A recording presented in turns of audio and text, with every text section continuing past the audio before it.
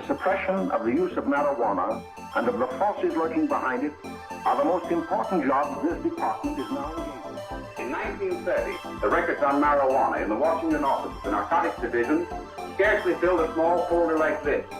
Today, they fill cabinets. Welcome, ladies and gentlemen, Coloradians and everyone that's smart enough to listen from the outside. It's one of the most amazing plants we've ever discovered.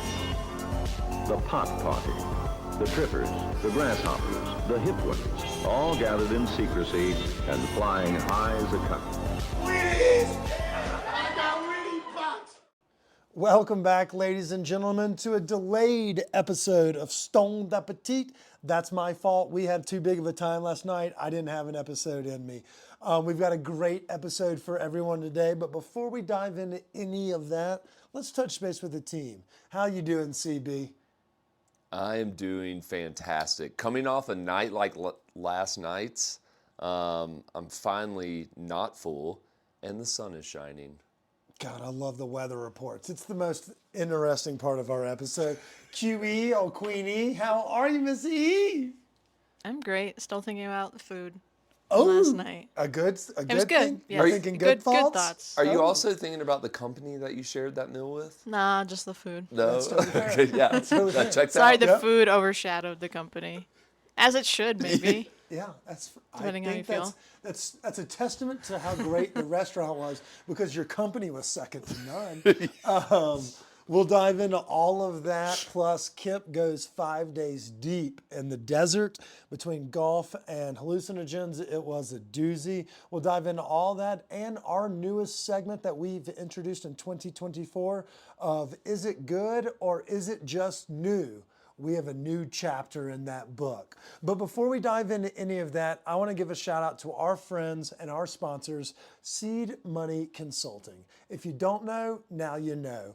Tax season is over, but that doesn't mean that you can just go willy-nilly for the next 11 months. If you're a small business owner, you need to be thinking about your finances every single day. What's a better way to handle that is to hire some professionals that won't break your bank either. They're a Denver-based company that is specialized in working with people from the hospitality industry, the cannabis space, 1099s, small business owners that are just getting on their feet. They have projects like CFO in a Box, where you can just do small-term financial advisory as well as handling the books and payroll. Or if you need long-term advice about what to do with your profits, wouldn't that be cool if we had profits? That would be really neat. They can help in that aspect as well. No matter your situation, no matter the game, Seed Money Consulting is here to help you.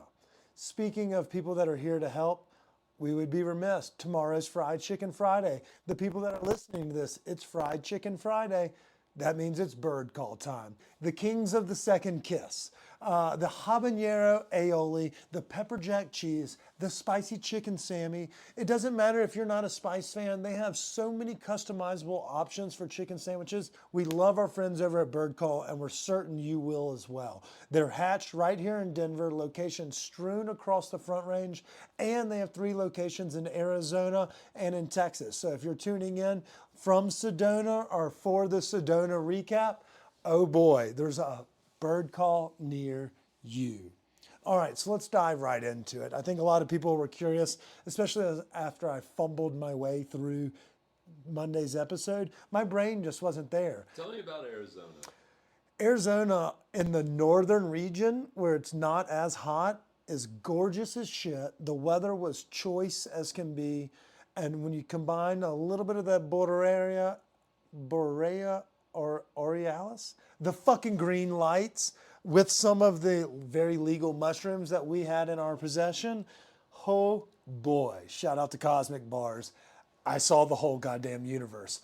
Oh my God. I'm surprised that was your first time to bite into one of those, because we've had those for a minute now, and Chris, we have a closet of drugs. But the funny thing is, when I took that was the day where I thought I was microdosing, and then Steph was like, hey, can we go run some errands? And then I was like, I can't drive. Like, this is too much. And I didn't want to share that with you because I wanted to see what happened when you ingested. So the come up is very strong, very strong. Like, I went to the grocery store 10 minutes with a DD, 10 minutes after I ate it to go grab stuff for the 15 guys that were there on the golf trip retreat.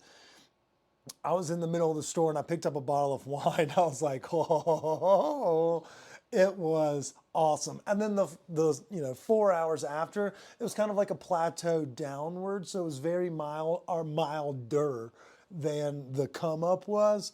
But man, it comes at you quick. But it was a very enjoyable experience. The whole trip was. Sedona's really hip, really hip. They have this thing called the vortex energy, which it's a thing they believe in. It's like upscale hippies would believe in. We did a sound bath with this lady that has like crystal bowls and makes the oh noises. And then we played excellent golf courses while I was there. Carded in 81, no big deal. Don't ask about my other rounds, but I did card in 81. On your handicap, that's incredible. Well, I have a lot of handicaps, but I'll tell you what, a lot of them are eliminated when you eat 4 grams of mushrooms. And I tell you what, I was seeing the pin gorgeously, and we had a blast. Shout out to our friends from across the country. I loved them to pieces. I had a wonderful experience. So answer this, like I've heard like Sedona's kind of one of those like retreat getaway places. But I mean, like, what? Like, is there a big town there? I've never been there. It's a very small town. I would think of it closer to like a Glenwood Springs or like a Carbondale outside of Aspen. It's like a few dining options. Yeah, but... and it's a little bit older of a demographic, a little higher end, like Right. a lot of like Teslas driving around. Like restaurants are probably a little bit not like they're not going to knock your socks off. It's a lot of spas. A lot of spas, and a lot of people like selling turquoise and art candles and crystal bowls and nice, like Cocopelli art, like things of that nature. It's very high end, and we had a compound outside of town where we were just free to do our own thing. But I'll tell you what, I'm not a hiker, Chris, and I actually went on a hike. Hey-o. I got sunburned, but I had a good time. Well, you got to get that base layer. That's exactly what it was. Did you up your turquoise game, or was it a little bit out of the I have price enough. range? It's definitely out of my price range. Shout out to grandfather Shiflett. As he is a Cherokee, we have like that lineage of great turquoise. So we don't get the Arizona stuff. We have more of our Louisiana stockpile. So I didn't do too much shopping except for the few times I went to the liquor store and that one time I went to the grocery store and could not form sentences. But all in all, Sedona was a wonderful time. I had a blast, and I was brain dead until about Tuesday afternoon, realistically. Like, I just needed sleep, and like, mea culpa to anybody that thought I fumbled through Tuesday's episode. But we actually had good numbers and solid feedback in terms of DMs and comments. So that's more on Eve. Shout out to Eve. She makes us look real good. She apparently makes me look a lot better than I deserve. So thank you, Eve.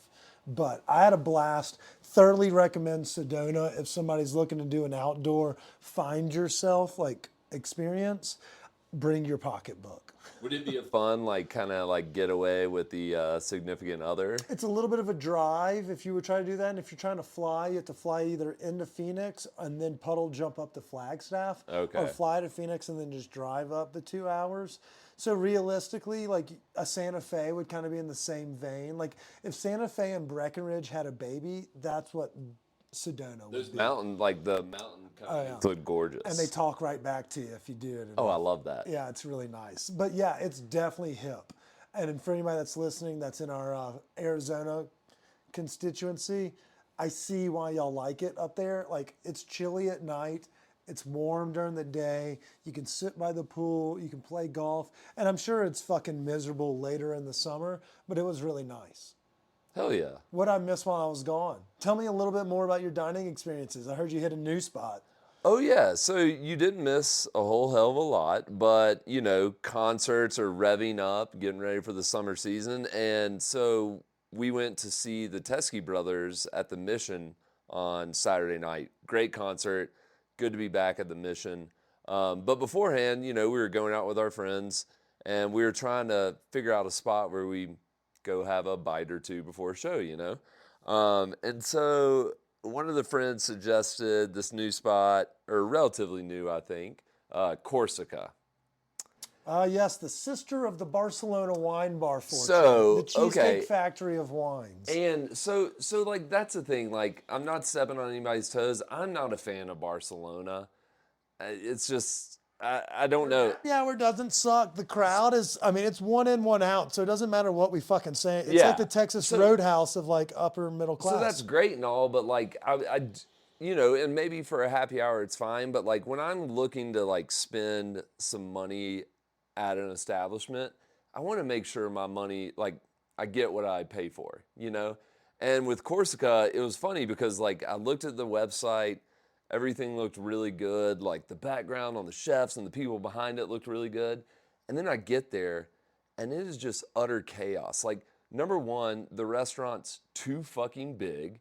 It's like, I think it can hold like 250 people or so.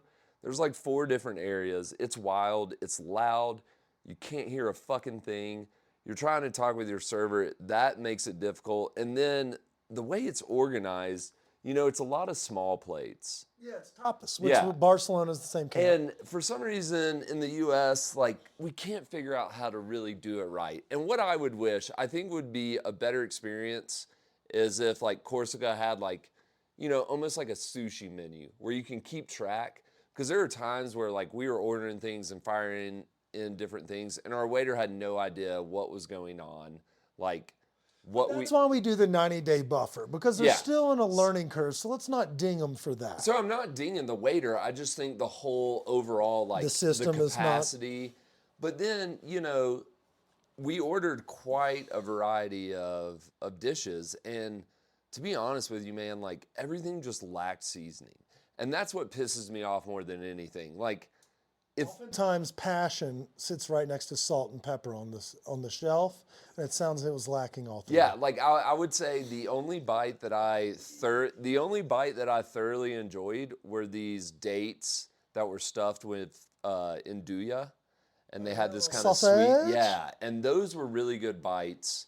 And actually, the hamachi crudo was a pretty damn good bite, but everything else was just really lackluster. Yeah, and you know, it really wasn't like cost-wise, it really wasn't that bad, but you know, they were just so. Like a classic 6. But they were so busy, man. Like there were towards the end of the meal, we had ordered like another round of cocktails, and after, you know, once we ate our last dish and the cocktails still hadn't arrived, it was like 25 plus minutes. We were just like, let's cancel those. And I get it, like things happen, but you know, you should be able to get cocktails out the door in a fairly good amount of time. So I'm not saying like it's not my vibe. No, and you know, that's totally okay. Like, you know, different strokes for different folks. It sounds like you still had a fairly enjoyable time. And some of those kinks, they will kind of iron out as they Yeah. kind of figure the lay of the land. But I just hope it doesn't go the way of the Putt Shack, which is where I had, or whatever the fuck that place was, which is down the street. Because it seems like there's a slight trend of, if it's not a one-off location, then it's a place that's just appealing to the masses. Well, and it's just like one of those things, like when I look to go out to eat, I don't want some giant fucking restaurant. You know, that's not my dining scene. So You go to STK for your steaks. no, I don't want to go to a place where there's like 5 different rooms that seat like 50 people each. And like, it's just, You were in Bachelorette Party Haven. Like, this is where the end of the pedal hopper stops. Is that Corsica? I think so. I Yeah. think they would love that. Hey, But I so- literally hope that those things fall every time I see them. Like, if I'm sitting at Finn's Manor and I see people driving by on the pedal hopper, I'm like, trip. curious thing to me- Someone kick it over. I need an elephant to come through, like, pissed off. Like, like that one that, like, trampled on Yeah. the woman's funeral after killing her, like, the spiteful elephant. That's what I always hope for every time I see a pedal hopper in Denver, is I'm like, I hope some big animal comes through and just bulldozes them over. How much do you think it costs to do that? A pedal hopper? I don't know. Probably you probably rent the whole thing for $750, but it's split 12 ways. Why would you ever? So it's Would you ever $50? want to do that, Eve? You know, we do a stoned appetit outing and we just pedal a bicycle.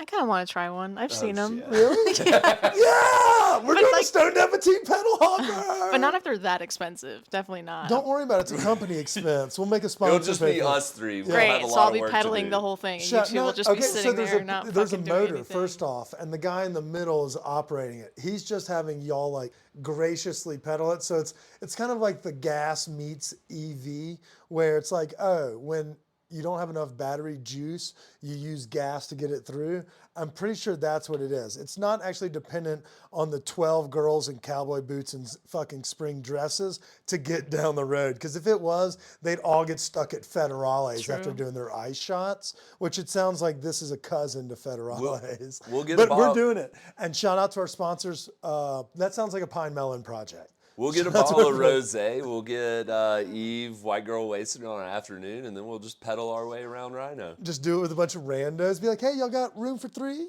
I love it. Well, did you do anything that's worth mentioning in a positive light? Concerts, music? I mean, the concert was fucking great. Teskey? Yeah, it's been a while, like, I guess, like, one of their shows had gotten canceled, and then he had, like, a voice issue, kind of, with, like, Sturgill, and, like, the voice of this, they're an Australian band, it's 2 brothers that lead it, but, man, like, getting back into a concert after kind of that downtime, it's so good, and the Mission, like... It just slaps. And Merlin's cooking for him in the back so that you know the band is happy, full as a tick, and playing their hearts out. Unless it's the Black Pumas. And I'm which they're returning soon. I didn't even know they had released a new album. I didn't know they were friends again. Yeah, either. But the funny thing is, like, this weekend I've got another concert coming up, and it's at the Fillmore. Shout out to our Former sponsors, the Live Nation fam. Who's playing at the Fillmore? Is it a Screamo Marcus band? King. Oh, the ugliest, best musician on the planet? Yeah, with a smoking hot wife. That's what happens if you had skills beyond podcasting. I know, if only I could play guitar. But the thing is like, I'm just like, I wish it was at the Mission. Because, like, the Fillmore, like, once you leave Have you that... done the Fillmore in I haven't recent been there in a years? hot minute. I think... Since 3-6 Mafia at COVID?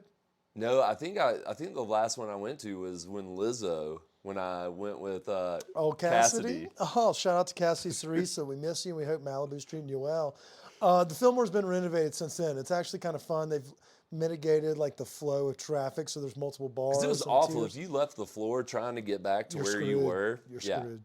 Well, that'll be fun, though. Marcus King fucking slays. Yeah. And sorry for the pod shot. No need for that ricochet. Well, Eve, let's dive into you since Chris is just sitting here throwing haymakers at folks. How was your week when I was away? Did you miss me? No. A little bit. No, because I knew you were having a good time. Okay, thank you. Are we playing tennis soon? If you want to, I'm fucking ready. ready. I am so ready. Do you have any tennis balls, though? I only got a racket. Yeah, I got tennis balls. They're not Okay. like fresh. Shout out to Ian Cobble. We need to get those fresh tennis balls. What is it? When you like open up a thing of What's tennis, what it it is? pops and then it the kind of smell. smells like bacon. Well, Ian Cobble used to use that as a descriptor for wine, if you remember from the Netflix movie Psalm. Shout out to our boy Brian McClintock. We miss you and we love you. But okay, so what'd you do while we were gone? Did you work on your game? Did you get tennis No, lessons? I didn't. Still haven't gotten the All right, lessons. I'll do Probably the never lessons. will. I'll do it. Did you reach back out? Have you? Yeah. Did you What hear was it? back? No. Oh, this guy left this one red. What All a right, it's- fucking scam. All right, Yeah, need I his got my number. money back, so it's fine. I need his number. I don't have his number. I need his email. I need his Craigslist. I don't think posting. it's a real person at this point in my life. I think it's just like somebody Somebody that nickel he just grabbed some person's picture from the internet. Well, let's ask. What if it's like Andre Agassi of 1992? It's got not. It's the- not. Good mullet, like our buddy Jacob. That'd be funny. Well, did you do anything cool? Yeah, I went to a Drift Tiki Bar Oh, on Broadway. yeah. Yeah, it's thoughts? pretty cool. What kind of beverage you have? Okay, you're gonna get mad at me. I didn't get a drink, That's really okay. No, we but everyone else's drinks they got there, they all seemed to enjoy it, and they all looked really cool and done very well. We like I that will say place. that. It's Oh, kind you've of been? fun. And their pork belly is really strong. Were there cocktail Yes. umbrellas and drinks? For some, not all. Okay. They didn't each have one, and all the glasses were different and all that. I had the Jamaican jerk chicken sandwich, which was pretty good. Bit spicy, obviously. The fries were really good, and I had the spam thing where they wrap it with. Musubi. Yeah, that was really good. Fuck yes, I love Really Eve good. reviews. God damn it, that makes me, my heart just smiled so big. I needed that today. Oh, okay. Look at Eve. I love it. Eve, your adventurous dining spirit is really starting to shine. Twice in 1 week. Well, people wanted to go there, so I was like, sure. I love it. It was fun. What'd you think of Chris's fried green BLT? It's a Oh, little that was sour in good. your mouth. First time having one? Yeah. And I've you never. And now this week, I've seen, I don't know why, and it's like, you know, when you talk about something and you see it everywhere, I swear on like Instagram, I've seen people being like, fried green tomato BLT, or like I read it in a book too, and I was like, what the fuck? Because I've never heard of that till you made it. So it's everywhere now. Yeah, because most of the time they're always just served like in a basket, like an appetizer, and you have like a dipping sauce. But it's so much better when you put it on a fucking sandwich. And Oh, totally yeah. unnecessary to add it with bacon and lettuce and a nice remoulade, but by God, do we love it No, dearly. I think the remoulade helped. I don't know if just mayo would do it. I mean, I'm sure it'd be fine, but Yeah. I think you pushed it over the edge with that. Do you think fries would be good in remoulade? Oh yeah, Other dips? yeah. I love Eve is coming around. I think she likes us, Chris. She's starting to. She's really coming around. Well, you know, that leads me to my next point. So you had a good meal dining experience. Yeah. We all hung out Monday. You didn't have a mic, but we wanted to pick at you a little bit about the tennis thing. So I'm glad we did that. But we did our family dinner last night at the Champions restaurant at Sap Sua. And so this will be the last thing before we touch on crawfish and a quick ode to the big bear. Let's get Eve. I want to start with Eve. Eve's hot take. Eve, everyone saw it on social media. I did the post this morning. Favorite bites. Favorite joke I made, because I know you probably wrote those down. Like I made at least 2 or 3 good ones, right? You made jokes. Set the scene. Atmosphere, Okay. restaurant atmosphere, Okay. service, food. Yeah, we want to hear Okay, it. I Eve. like the atmosphere. We did go early, so I don't know. Like it just wasn't too loud. I liked the layout. It wasn't crowded. I feel like the tables are spaced out nice. It feels clean. I don't know if that makes sense. It has like a It very does. clean, nice. The bathrooms smelled great. You said there's a little disco ball in there. I didn't missed see it. that I one. missed the disco ball. They may have different themes, and Yeah, that's a shout don't out to know. Kevin Nguyen from Regular Architecture. That's kind of his little personal touch when he renovates a restaurant, is he makes one of the bathrooms like fun and funky, and he does it okay. at most of us. But I hate that you didn't go to that one. But I'm know. glad you had a nice BM experience. Mid-meal. Hey, that's Clutch. clear. I do it all the time. It's either that or bulimia. I'm team both. Okay. Service was good, and I'll say my favorite bite there's 2, the snow crab crispy rice. Yeah. Which surprises me because it's a pretty small portion, but there's just like so much flavor in it. And I'll say, wait, what's the other one? Want to get it right. The charred cabbage, surprisingly. Like I like cabbage, but just how much I liked it with the anchovy breadcrumbs. Like I wasn't sure about the breadcrumbs, but those were actually pretty delicious. And yeah, those were like the top 2, I would say. So I feel, and I could not agree more on the snow crab. And what I would say about their cabbage is, I think they kind of put, like, it was kind of in that same vein of you talking about fried green tomatoes. After I had theirs that first time, I started seeing people like elevating cabbage, so it wasn't just like plain Jane how I used to eat it growing up. I was like, oh, people are doing it like fun and funkier ways. And you're exactly right. Like the anchovy breadcrumbs and then the egg custard on the bottom. Yeah, like the yolk, whatever we want to call it. Yeah. Custard may not be the right term, but whatever it is, like base, whatever. yeah, it's a great Yeah. little marriage of all 3 of those. Like it's a wonderful dish. Well, it's so good because, like, you know, when you start to like char cabbage and stuff, it gets a little bit of sweetness. And like, I feel like those anchovy breadcrumbs, like, number one, give it a little bit of texture, that crunch, but it also gives it a little bit of that saltiness, and like the combination just slaps. But goddamn, like, I loved everything, you know, The snow the crab. shrimp Cake. cake is exceptional, but Jesus Christ, the snow crab bite was out of this world good. I mean, I could probably eat a lot more than 10, like I said, but really and truly, like, showing up, I mean, could you imagine showing up to a friend's party with like hors d'oeuvres like that, and everybody would just be like, holy fuck. I mean, that one was a holy fuck bite, because that was obviously, we were like mulling over what we wanted to order, and we passed it by because it usually comes in portions of 2 and it's a friendly price. But I was like, let's find things that we can kind of all do shareables.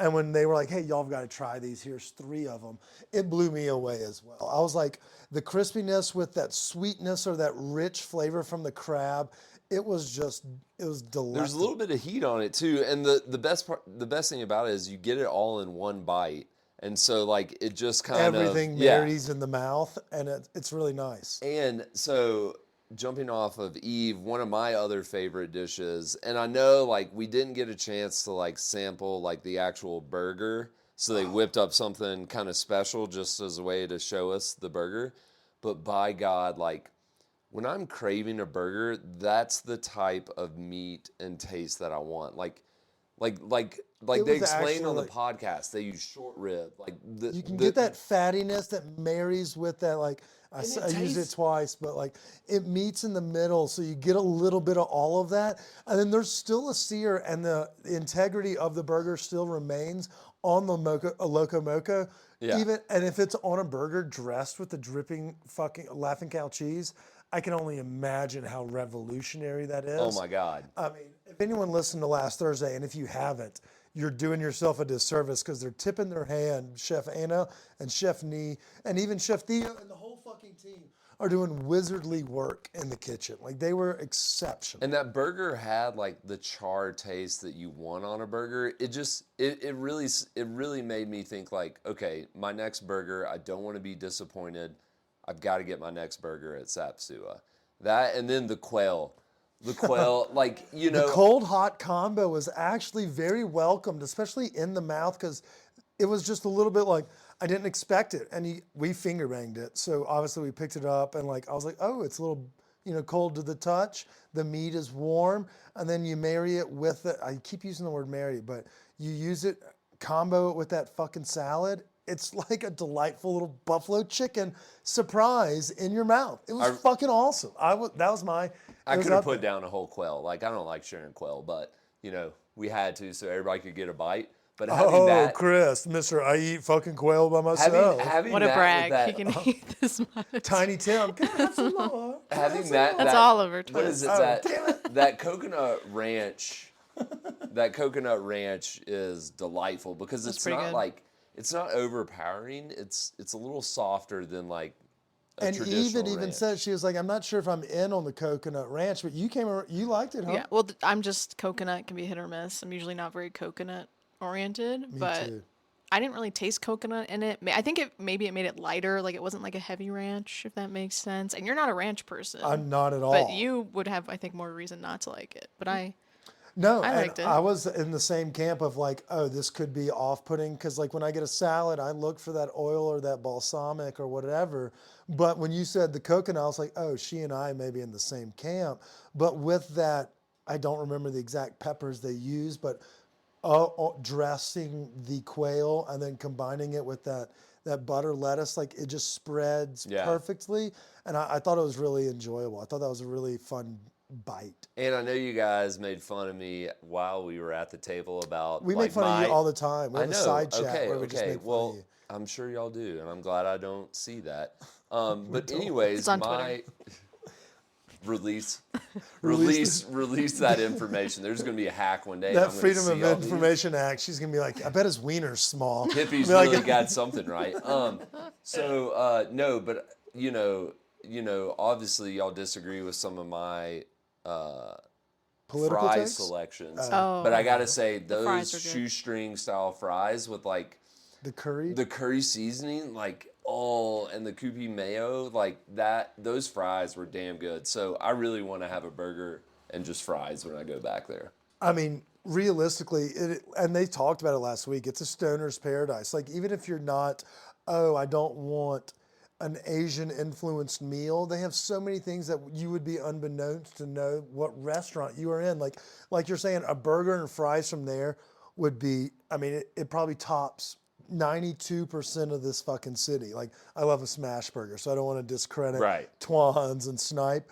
Two different burgers, totally different categories. vein. Yeah, but you're exactly right. Like, you could go just craving something specific, like a hot chicken or a quail, and just go that avenue, or you could go like our friends that came over and checked out our plates, and he was like, "What's that?" And we're like, Yeah. "Hamachi." That The was fish, the great. fish I was good love- too. The hamachi collar. And it might be weird to say, but I feel like they're just good at charring things. Like it's not just like, I don't know, it doesn't taste like a piece of charcoal. It feels like it's done intentionally and it's done well, and they always keep like a I love like a good it. glaze happens on it. It's not just burnt. You know what I mean? Eve's Like a everything better- that was agree. charred was like charred Yeah. very well and not.